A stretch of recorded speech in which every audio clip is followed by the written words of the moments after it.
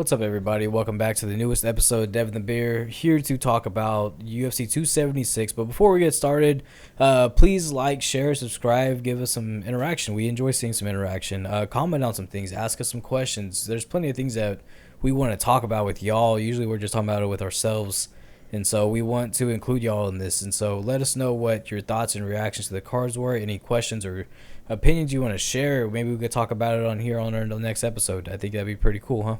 Yeah, we'd like to get the comments on Instagram. It's a pretty fun way to talk with everybody on our posts. So just follow us on Instagram, Devin the Bear. On YouTube, you can subscribe to us there, Devin the Bear. Make sure to comment on there as well. We definitely want to know your thoughts and comments on this last card, the UFC 276.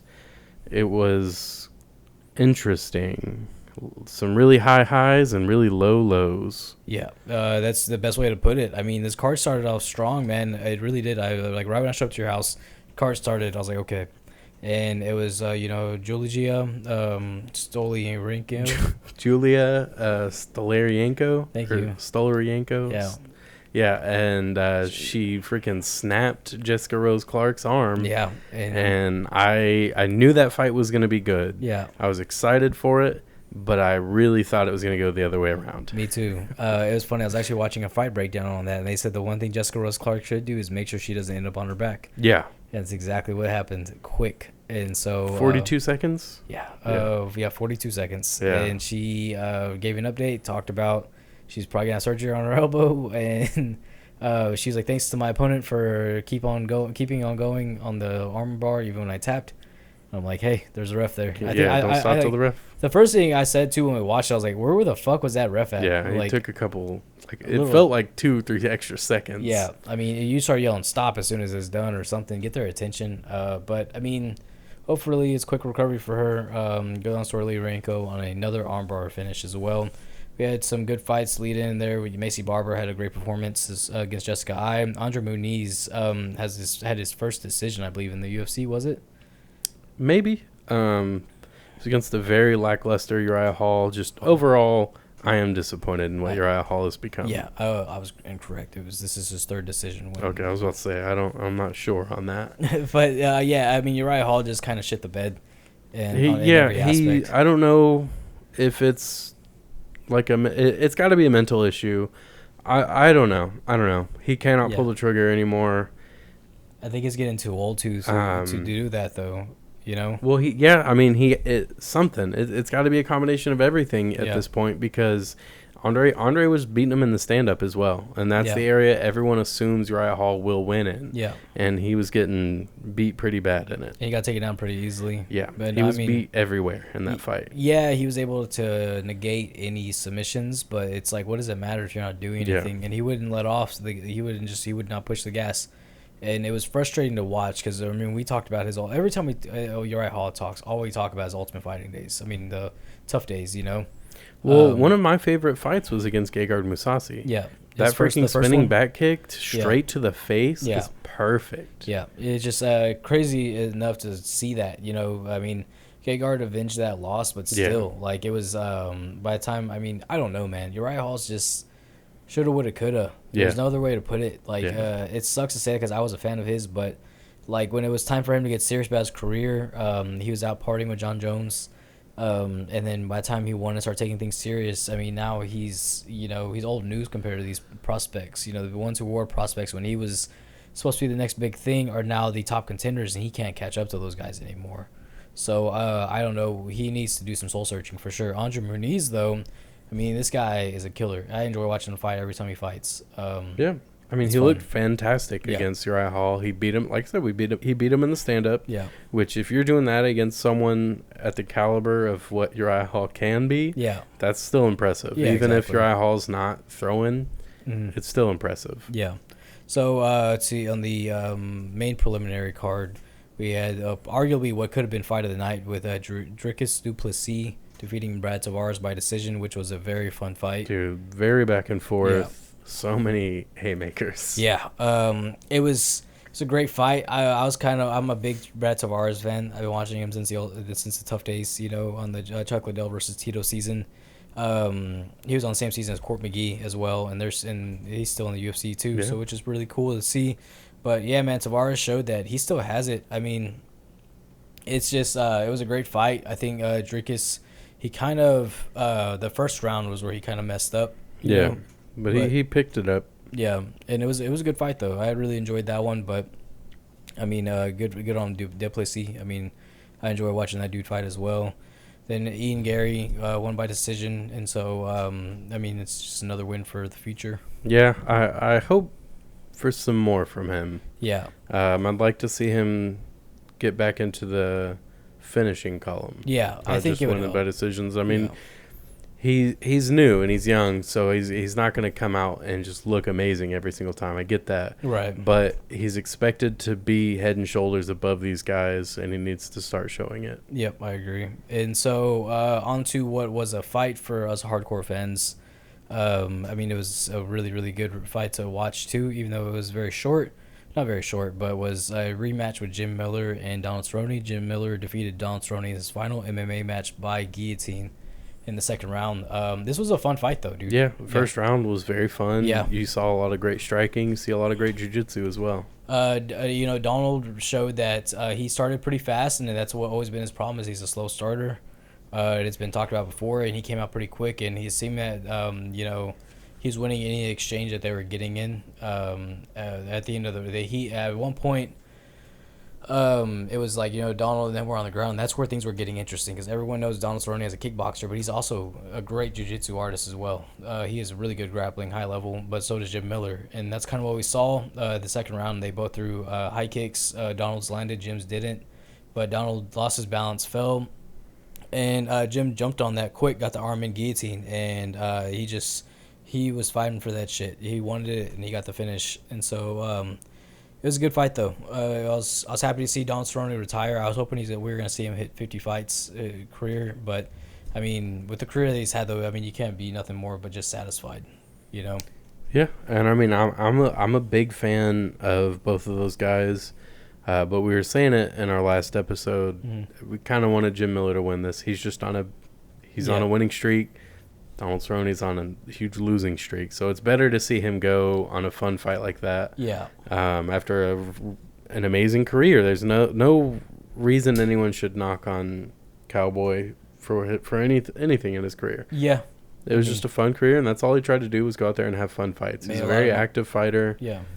Gave the fans what they wanted every time. Made a lot of money doing it too. So yeah. I mean, not very many fighters can say that. So. But yeah, it's something of what I said too is I feel like after this though, the UFC is gonna do a lot to kind of get Jim Miller out of there because he's I wouldn't be surprised. Yeah, he's running through prospects. He just beat a legend in the sport, and I think Jim Miller is quietly becoming a legend as himself. Most wins in UFC history with 24. So I mean, we'll just have to see what's next with him with Donald Cerrone. Hopefully, he enjoys his retirement as he should. He's earned it. An easy retirement. Hopefully, he doesn't come back. Yeah, I don't think so. Not in a bad way, but it's just, you get tired of these guys taking all this punishment for no reason. And the preliminary headliner was a good performance by Jalen Turner. I almost said good fight, but I mean, if you're a Jalen Turner fan, like you say, it was a good fight. Man, he went in there and brought it to Brad Riddell and got that guillotine. I mean, showing different aspects to the game and that he hasn't shown yet since he's gotten to lightweight. I think he's going to be a problem for a lot of people at lightweight, too. Yeah. He's a huge lightweight, and I think he starts tearing through people really fast. I'm not saying anybody is saying this, but I don't think he's quite ready for Charles Oliveira. But I do think given some time and preparation and experience, if he were to fight Charles Oliveira and Charles Oliveira isn't on some sort of decline by that time, I would love to see that fight. It would be a great fight. And so, it's with Jalen Turner. I mean, he is only has one loss at lightweight, hasn't lost since 2019 at lightweight. And now he enters the top 15 rankings of the lightweight division as well. So that's going to be exciting to see. I think he pairs up really well with a lot of these guys. Yeah. So more to come with him. And so to start into the main card, what we're all been waiting for, I guess. I mean, I'd rather not talk about this first fight. Yeah. It's Sean O'Malley and Pedro Munoz. The fight ended in a no contest due to an accidental eye poke. and it was a pretty shitty ending for a really boring fight. So there's going to be a couple parallels with this fight in the main event. But one of the first ones is that I think both of them had the right game plan. Yeah. You had Sean O'Malley being hesitant with Pedro's power. I understand that. But he was kind of pulling away in the first and second round. Yeah. I would say in the first anyway. So I think his game plan was working. Pedro's game plan was to take out the legs and then go for the power shots. Yeah. That wasn't working. His leg kicks were getting checked, and then he started changing up the game. He changing up his shots and his looks at the low kicks, but it just wasn't working. Right. So we ended up just seeing a lot of low kicks that were getting checked and a lot of jabs to Pedro's face. Yeah. For a round and a half, that's what we got, and then we got an eye poke that ended it. And you can't blame Sean O'Malley for taking it slower than he has with the other guys. That's what I'm saying. It's the right game plan. I mean, he's the longer fighter. He's playing the long game. You know, he's doing what he has to do because I mean, this right here, this win would have put him into the top 10, and that's what we're all waiting to see is him to fight people in the top 10. And I think we saw a different aspect of Sean O'Malley that we're not used to seeing. But I think if no matter how this fight would have won, if O'Malley would have won, people would have said, "Oh well, I mean, wait till he fights this kind of guy." You know, the guy he just fought. You know, you're probably right. My issue is if you're going to run your mouth that much, go out there and beat the guy. Yeah, it's like Curtis Blades. Don't go out there and play with them and see how long you can do it for. I can actually take that back about Curtis Blades because he had some hands last time he fought. Yeah. What's it called? But, you know, Sean O'Malley, it was a tough loss. There were people also saying that Pedro Munoz was just frustrated and wanted out of the fight. I don't think it was that at all. I mean, Pedro Munoz, if you look at the last couple guys he's fought, I mean, there's fights where he's gotten decisively beaten up. And, you know, not anytime does he ever try to find an out. And his last few fights were against people like Jose Aldo, Moreno, Cruz, Cruz, Aljamain. Sterling is what I meant to say. Yeah, Aljamain, Frankie Edgar, and you think Sean O'Malley made him so frustrated that he wanted to quit? Yeah. Nah, give me a freaking break. That's kind of ridiculous to think about. I really don't think he was that mad with it. I think the eye poke probably did suck. I mean, I've never been jabbed in the eye at a finger that's coming, you know, at a puncher's speed. You know, that's enough to fuck some shit up. There's no other way to put that. Look at Alan Belcher when he got poked in by Michael Bisping. He's bleeding out of his eye. Yeah, he had to retire after that fight. Yeah. I think he did. But it was just, you know, with that fight, I don't think Munoz was looking for a way out, but also like he wasn't doing anything in that fight either, though. I think he was looking for that big shot. Yeah, and the thing is, he was throwing all those low kicks, but he wasn't setting anything up with them. Yeah. And that's why the fighter, his coaches called for it, and he wasn't listening to them. And it's like, are you that fucking stubborn to not listen to your coaches? Like, you know, it's obvious that you're just trying to get a big shot off of on him. They were telling him, hey, man, you guys are mixing up more than just low kicks. And the second he goes out there, he just starts throwing low kicks. And it's like, I see why, because, like, even though his shit was getting checked, he was still, you know, he would switch stances and hit the inside. And I think Sean O'Malley also showed that you can't just throw leg kicks and you're going to beat him. Yeah. You know, I think that kind of completely deteriorated that whole idea because, I mean, of course, DC brought it up. I was about to say, maybe DC will stop saying it now. Yeah. And so I doubt it. But, yeah, man. So I don't know what's going to happen with these two. I really don't care at the same time. Yeah, I don't think we need a rematch. I mean, I'm sure Pedro might want one at some point. But let's just move on. Yeah. It wasn't going to be a good fight. We see that now, so let's just move on. Yeah. So on to the fight of the night, and it was awarded fight of the night as well, was Brian Barberena defeating Robbie Lawler by TKO in the second round, and these guys fucking went at it. This is what the Lawler versus Diaz 2 should have been, was this fight. Yeah. Yeah. Like, Barberena went out there, and he brought it to Lawler, and he woke Lawler up, and I think he got what he wanted. You know, it was just freaking straight gritty fight. I don't know what the fuck I'm trying to say, but like it was some good shit. Like, it was very intense. Both guys were just throwing in the pocket, and it was very fun, very old school Robbie Lawler stuff. Yeah. We're just seeing it in a very old frame of body. Yeah. But you know, still, it was really fun to see. Obviously, it won fight of the night, and I feel like Duplessis could have and Tavares could have gotten fight of the night over that, if in my opinion. Yeah, yeah. But it was still a fun fight, and I don't want to take anything away from it. Barberena looked good.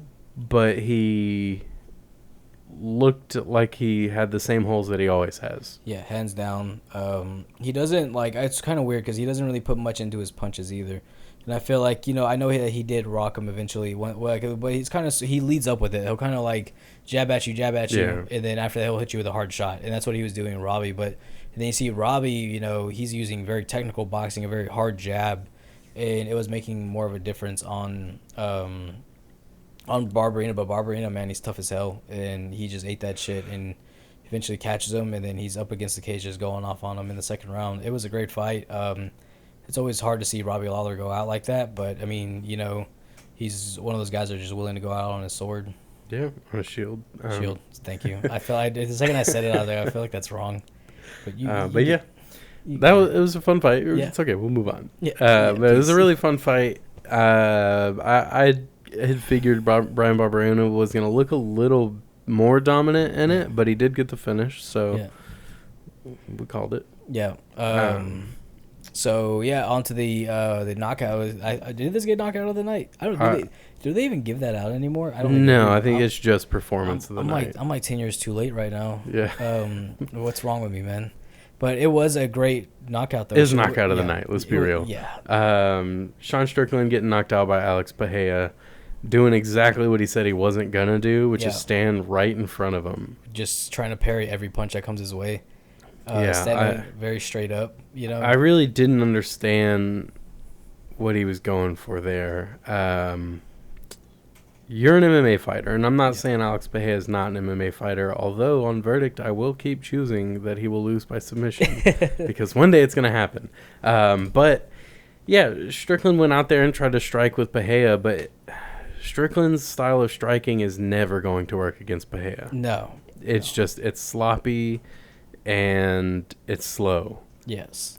Very. Pereira's going to welcome that every single time. And we saw that. He got hit with that left hook that everyone talks about, that has put out champions, that has put out multiple fighters, put people on stretchers. That left hook is crazy, dude. It's scary. Like, it's a thing of legends. Like, it's, I don't know, man. And it's crazy. Like, if I'd have to go back and watch it just to be sure that this isn't a really stupid statement. But the way, I feel like he doesn't really, like, maybe he does try, but the way that he throws it, he brings it a little low and then he brings it up real fast. Yeah. So like what you saw with Sean Strickland is he goes to block a kick that's just not there. Yeah. So it's like when Alex Pereira throws that left hook that way, is he trying to disguise it by showing that he's going to throw a body kick? Yeah. But then throws his left hook? I don't know, but Sean was not ready for it at all. Bro. Like, he got fucking... I showed it to somebody at work, and they said he got deactivated. Like, he hit the reset button on him. He got hit so fucking hard, man. Like, it was just a picture-perfect left hook, which is crazy, though, because you look at that left hook, and you see who else is good at the left hook is Israel Adesanya, right? Go ahead. Real quick, I need you to make a short, like a little clip of the Microsoft reboot sound and then the error. Yeah. So the reboot sound when he gets dropped and then coming back up, and then the boom. When he gets knocked out, that'd be hilarious. I got you. I'll make that. What's it called? So, it's like Adesanya's got the left hook as well, though. And so, but the thing is, you see Adesanya throws a very unorthodox, and then Pereira's is very technical. Yeah. And so it just kind of, you look at it, and like you've seen what Adesanya's done with it, and you see what Pereira has done with it. It makes you think like who has the better punch. When it comes to that left hook, these guys have fought each other, and if you watch their fights, you'll see that Adesanya was winning that second fight, and then even in the first fight, it was a very close fight. So it's always hard. I mean, just all it takes is one punch in this. Yeah, fight, I was going to say a lot of fighters are winning until they get knocked out, and then they get forgotten about. Yeah, and so luckily Adesanya just made sure he was not forgotten about. But yeah, man. I mean, they said that Pereira is getting the next title shot after this one, so good for him, and hopefully we'll see that one this year. And so on to the co-main event, though. I don't know. This should have been the main event. But it was Alexander Volkanovski versus Max Holloway 3. They were doing it, and Volkanovski worked his ass off for that 3-peat, and that's what he got. It was just I could just 10-9s across the board, man. It was a one-sided fight. It felt like it wasn't super one-sided, but it just, you knew who was winning the fight. It was very one-sided. Yeah. It's just it's not that it wasn't one-sided. It's that Max was never out of the fight. He kept going. He kept pushing forward. Yeah.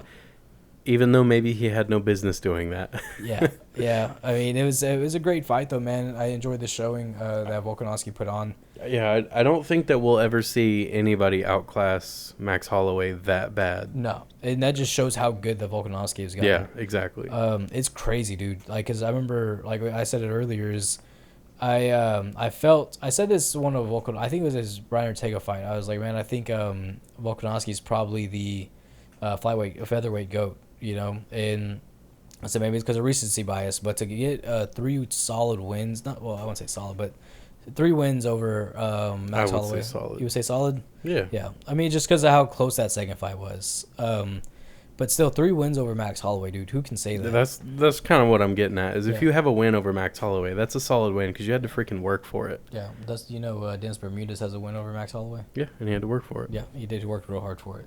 He really did. But yeah, man. I mean, it was a great showing. Max Holloway, we've never seen him look like that after a fight. It was insane to see how busted up he was, but he showed a lot of heart. And I mean, I'm always gonna go for Volkanovski, but what do we do with him now, though? Yeah, like you want to talk about? There's levels to this. Yeah. Calvin Kattar, and then you see what Max Holloway did to him, and then you see what Volkanovski did to Max Holloway. Yeah. That's just freaking crazy. If no one can touch Max Holloway and Max Holloway can't touch Volkanovski, I know styles make fight, but oh my God, what do you freaking do? I don't know who in the featherweight division is going to be able to beat Volkanovski. I don't think there is anybody. The only person I could the only thing I can say, I don't know if they can beat them, but I know that for sure they're up next is going to be probably Josh Emmett, because he's going to be the most fresh. But also to mention, you pointed this out to me, Volkanovski broke his hand in that fight. Yeah. So hopefully it's not a severe He broke break. his hand in the first round in a 5-round fight that went all and 25 minutes. Still looked incredible. And never stopped throwing that hand either. Yeah. I don't remember which hand it is, but I know he threw both hands the whole fight. Yeah. It's insane, dude. But, like, I think Josh Emmett's probably up next for that. But the thing is, though, is when is Volkanovski going to be back? Is he going to have surgery? This and that, get the hand back to where it was. And so, God forbid they have an interim. We don't need it. We do not need because it won't matter. We have a very active champion in the featherweight division. I mean, you got other guys coming up. Another fight set is Gary Rodriguez versus Brian Ortega. Josh Emmett just threw his name in the mix. Arnold Allen's on the come up. Bryce Hall's on the come up. Bryce Mitchell. Bryce Mitchell, yeah. I don't know why I said Bryce Hall. So yeah, I went to school with a guy named Bryce Hall. Shout out to Bryce. What's up, Bryce? Yeah. So you got Bryce Mitchell. I mean, he's on the come up as well. A lot of good stuff going on there. So it's just something to keep an eye out for. But you think these guys can beat Volkanovski though? Like when you look at Bryce Mitchell, I feel like. I assume he's going to end up getting paired up with Arnold Allen at some point. I know people had talked about it. Yeah, I don't want that either. I love both those guys. I don't want to see either of them lose. It's going to happen at some point. But I think that they're kind of on their way to get paired up with each other. Yeah. But I think Bryce Mitchell, his grappling, maybe he could beat Volkanovski with it. Yeah. Because Ortega, I understand everybody loves Ortega's jiu-jitsu. Bryce Mitchell's jiu-jitsu is better. It's just better. I don't think you're wrong. I know that someone will, but it's not wrong. And I think Bryce Mitchell's shown that. So, do I think that Bryce Mitchell can beat Volkanovski? No. Bless you. Thank you. I don't think that Bryce Mitchell can beat Volkanovski, but I do think that he probably has the highest chance out of all the up-and-comers. Right.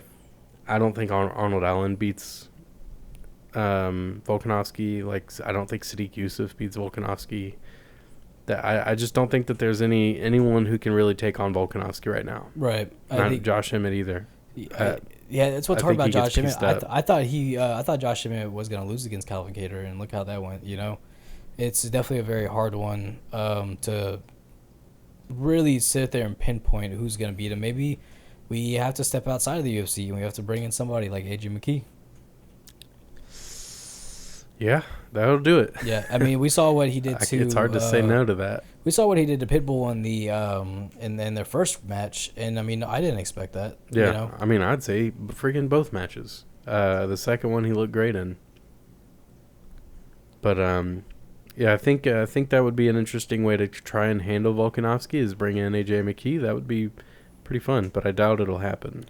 I did want to point out that the longest active UFC streaks, Anderson still has 16, and Volkanovski is at 12. And I want to say Demetrius Johnson, his streak was, I want to say when he was champ, was 13. Well, when he won, right before he won the belt, he was on 13-5 win streak. And so Volkanovski's chasing greatness. Yeah. As well. And he's fought as a champion several years less than those two. Yeah. I mean, he earned his, because featherweight's always been a stacked division as well, you know. So that's something that always, only 4 title defenses so far, but still, I mean, it's a lot to look out for. But yeah, man. So on to this main event. I'm gonna be honest, I really don't want to talk about it, but yeah, I don't know how much time we're gonna take on it. Yeah. Like I said, there's parallels with the Sean O'Malley and the Pedro Munoz fight. I think Cannonier had the right game plan to try and beat Adesanya, and I think Adesanya had the right game plan to handle Jared Cannonier. It just doesn't make for a fun fight, and when you're the main event on one of the most look forward to-itiveness. I'm just kidding. But when you're on one of the most exciting pay-per-views there is, and you're the main event, no, you don't have to go out there and put on a show. Yeah. But you should try. And neither of them really tried. They went in there and they tried to win the fight, but they didn't try to they didn't try to force the other one into their own fight. They sat there and waited for the fight to present itself to them. Right. And obviously Adesanya is going to win that. He's a counter striker. He's patient. He's the champion. Jared Cannonier's the one that has to chase it and go get it, and he didn't do that. Right. I think that's the right game plan, but in the 5th round, you're down. You have to think you're down 3-1 at that point. Mm. So go out there and get it, because you're losing it if you don't. He just seemed so hesitant in front of Adesanya. And I understand. It's Israel Adesanya. I mean, he's a counter striker as well. Yeah. He's really good at it. That's the other thing is, like, you know, whenever you're the challenger, you got to go out and fight the champ. But when you're the champ, you also have to prove why you're the champion. Yeah. I mean, and that's why I love watching Kamaru Usman fight. Is he proves why he's the champion. Mm-hmm. You know, it's you know, people always say to beat the Ric Flair once said, to be the champ, you got to beat the champ. And I get that. I completely respect that mindset as to why we look at it like that. But when you see the champ, you know that guy's the fucking champ by what he does to people. And by what Adesanya has done in his past couple fights, like, it's like, I get that you're that much better than these guys and you're bored probably. But, man, like, drop somebody at least, man. Like, yeah, you know? Like, I'm not asking for him to go out there and knock people out or submit them. Just go out there and fight them at least. Yeah, be like GSP. Yeah. Honestly, dominate. Yeah. If you're that much better, then dominate them. Dude, imagine if he went out and just, like, wrestled the shit out of somebody. I would love it. I would freaking love it. What if, like, he fights Pereira and he takes down Pereira and he submits him? Freaking, dude. What would he submit him with? I would want him to submit him with something good. Either something really cool or something incredibly basic. Bulldog choke, yeah, or freaking like, or like a key lock. Yeah. But just to be like, and just like we get up and people are like, "What the corkscrew? You don't want to stand up with him again?" It's like, this is MMA. This isn't kickboxing. Yeah, just be like, "Oh, I'm sorry. Was I supposed to stand up with him? Yeah. Was that the requirement for me to keep my belt?" I'm betting. Idiot. I'm betting the house that he goes by submission.